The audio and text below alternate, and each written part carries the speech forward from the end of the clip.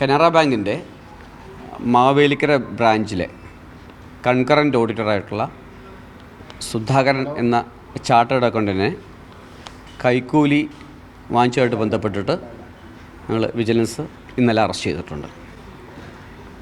ഇത് പരാതി സംഗതി എന്ന് വെച്ചാൽ കേരളത്തിൽ അങ്ങോളം ഇങ്ങോളം ഒരു എഡ്യൂക്കേഷൻ ഇൻസ്റ്റിറ്റ്യൂഷൻ നടത്തുന്ന ഈ കേസിലെ പരാതിക്കാരൻ അദ്ദേഹത്തിന് മാവേലിക്കര ബ്രാഞ്ചിൽ വിവിധ അക്കൗണ്ടുകളുടെ ലോണുണ്ട്.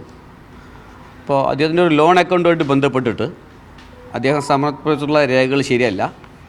ആ രേഖകൾ ശരിയല്ലാത്തതുകൊണ്ട് അദ്ദേഹത്തിൻ്റെ ആ ലോണിന് പ്രശ്നമുണ്ടാക്കും.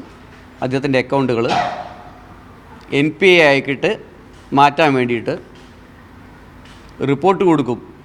ആ റിപ്പോർട്ട് കൊടുക്കാതിരിക്കണമെങ്കിൽ കൈക്കൂലി തരണം എന്ന് ഈ ചാർട്ടേഡ് അക്കൗണ്ടൻറ്റ് പരാതിക്കാരനോട് ആവശ്യപ്പെട്ടു.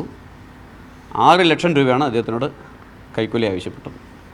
അപ്പോൾ അദ്ദേഹം നമ്മൾ വിജിലൻസായിട്ട് ബന്ധപ്പെട്ടു. അപ്പോൾ നമ്മൾ മുമ്പിൽ വെച്ച് തന്നെ അദ്ദേഹത്തോട് സംസാരിക്കാൻ പറഞ്ഞ സമയത്തും കൈക്കൂലി ആവശ്യപ്പെടുന്നതായിട്ട് നമ്മൾ കേട്ടു. അപ്പോൾ അതിന് അഡ്വാൻസായിട്ട് ആദ്യം ഒരു 10,000 രൂപ അയച്ചു കൊടുക്കാൻ പറഞ്ഞു. 10,000 രൂപ അയച്ചു കൊടുക്കാൻ പറഞ്ഞു. പരാതിക്കാരൻ ഗൂഗിൾ പേ വഴി ആദ്യം 10,000 രൂപ അയച്ചു കൊടുത്തു.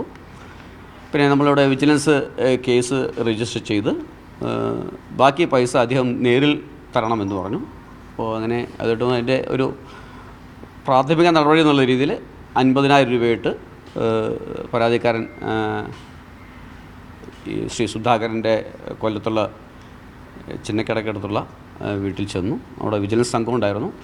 പണം കൈമാറി കൈയോടെ നമ്മൾ പിടികൂടി. അദ്ദേഹത്തെ ഇന്നലെ സ്ഥലത്ത് വെച്ച് അറസ്റ്റ് ചെയ്തിട്ടുണ്ട്. ഗസറ്റഡ് ഓഫീസേഴ്സിൻ്റെ സാന്നിധ്യത്തിൽ അറസ്റ്റ് ചെയ്ത് അദ്ദേഹത്തെ ഇവിടെ കൊണ്ടുവന്നിട്ടുണ്ട്.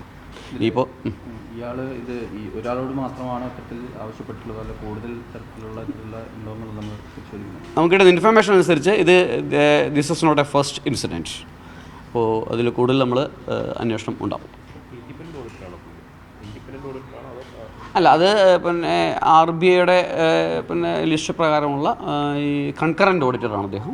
അപ്പോൾ അദ്ദേഹത്തിന് റെമ്യൂണറേഷൻ നൽകുന്നത് ബാങ്കാണ്. ഉണ്ട്, കാണിച്ചു തരാം.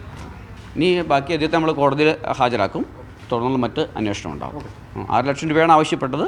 ഇപ്പോൾ 60,000 രൂപ 10,000 രൂപ ഗൂഗിൾ പേ വഴിയും 50,000 രൂപ നേരിട്ടും കൊടുത്തു പിടിച്ചു.